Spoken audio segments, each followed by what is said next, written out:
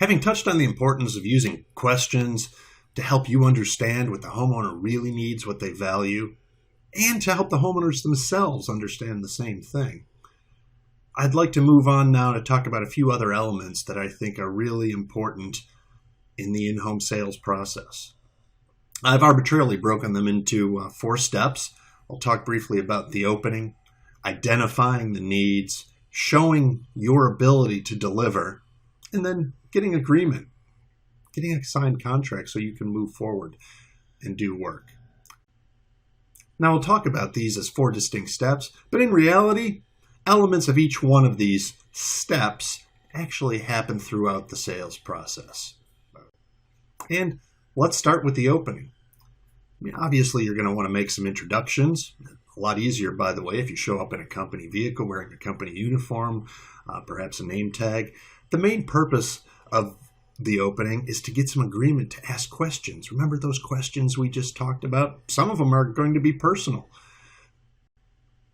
Getting permission to ask those questions is really important. Yes, you're going to want to do a warm-up. Hey, we're all people. We relate to people that relate to us. What the opening isn't is a time to immediately jump to a discussion about the solutions. We haven't yet identified the problem. A few important points to remember during the opening. Verify the need. Check in. Hi, Mrs. Jones. I'm Mike from Onion River Heating. I'm here to take a look at that furnace that you called about. You're showing that you've listened. You understand why you're there. You understand why they called you. It's also important to do a quick check-in and make sure you both have the same expectation. If your process means you're going to be in the home for a couple of hours, check to make sure that's okay. If you expect the homeowner to be there at the end of that 2 hours so you can sit down and talk with her, check to make sure that's her understanding as well. And kind of walk through the plan. So if it's 2 hours, I've got to run out to the truck and get some of my equipment, then I'd like to come back and walk through the house with you to make sure I understand what's going on so we're able to fix your problem. I won't need you with me the entire time. I have to run around and do some measurements and check some things.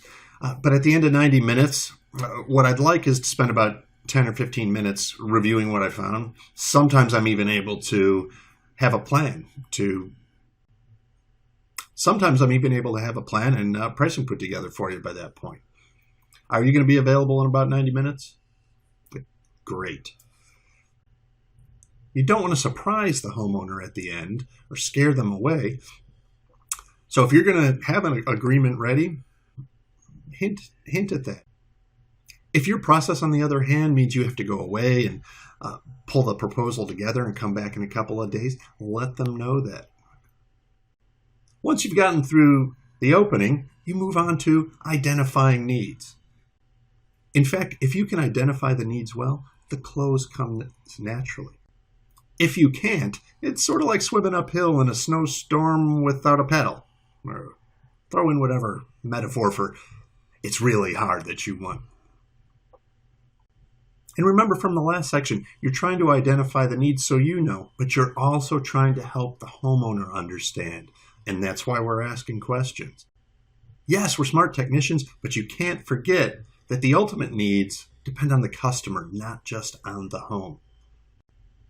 And if you're sincerely using a consultative process, you don't have to push hard showing your capabilities. It's more important to really figure out what those underlying needs are. On to the technical. Yes, I want you to use your knowledge and technical expertise to help figure out what's going on. How is the home operating? And to the extent possible, involve the homeowner. Where it makes sense, you can even let them hold the diagnostic equipment.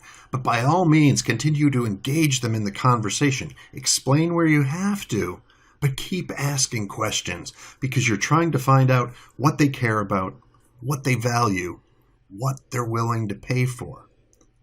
And you're trying to help them understand the answers to those same questions.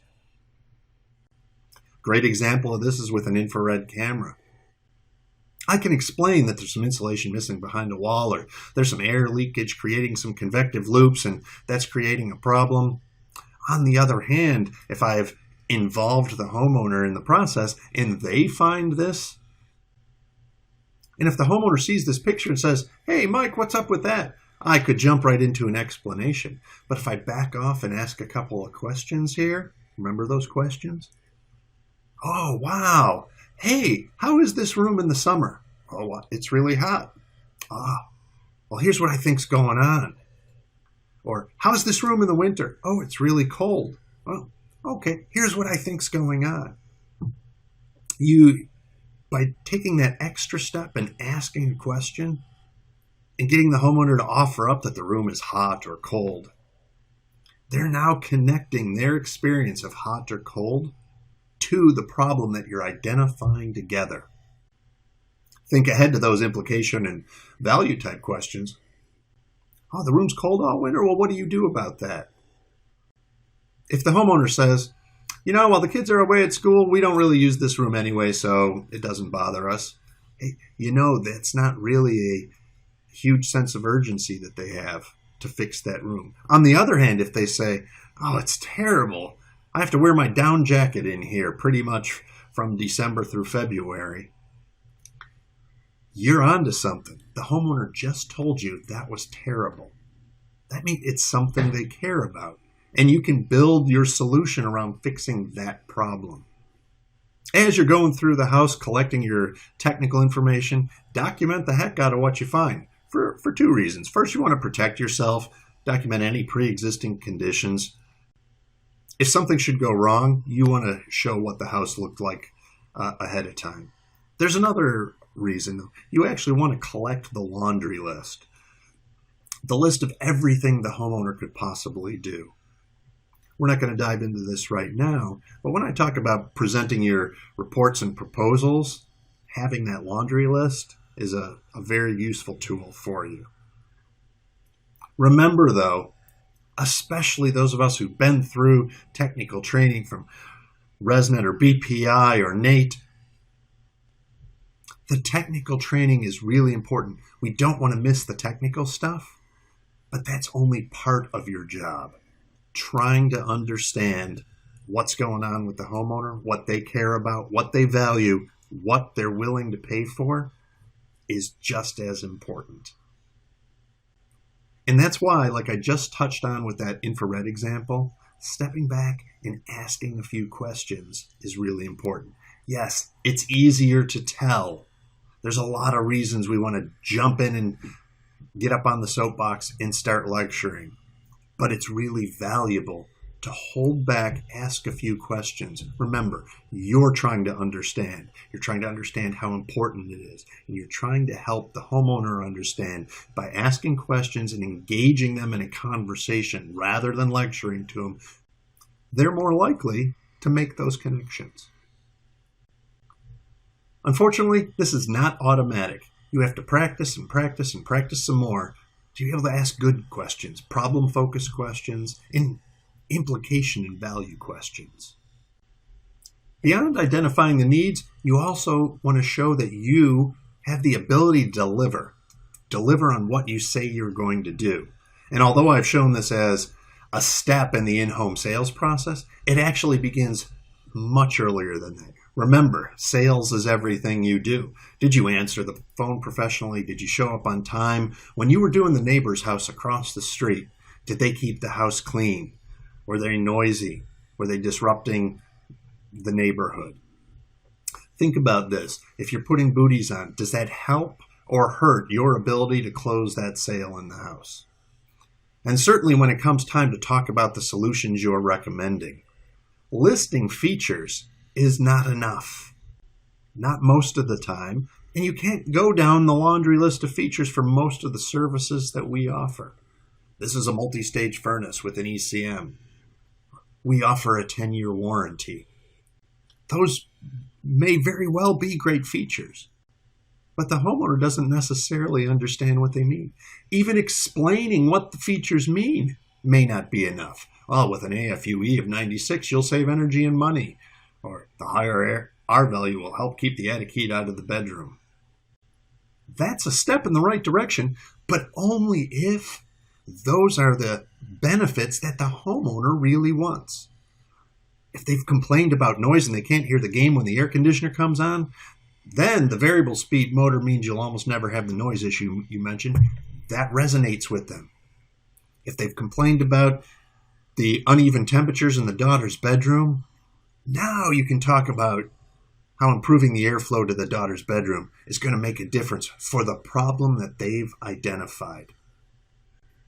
Highlighting the benefits that the homeowner is looking for trumps everything. And if they're convinced that the solutions you're offering are actually going to deliver those benefits, you win and they win too. And from here, we move to closing the deal. You've got to get the signature. Without a signature, there's no contract, there's no work that gets done, there's no revenue for you, and there's no benefit and value for the homeowner. If you've done everything right up to this point, the close should often be the logical next step. It should happen naturally. You don't have to learn a bunch of old school Tin Man type closing techniques.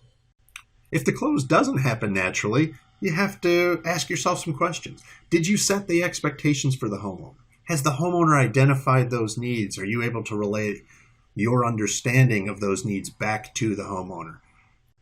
Have you established your ability to deliver the work?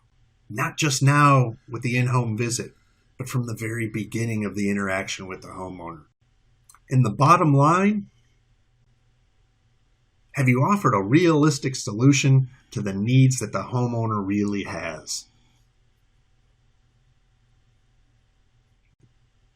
If you can answer yes to this, there's a good chance you really are using a consultative sales process.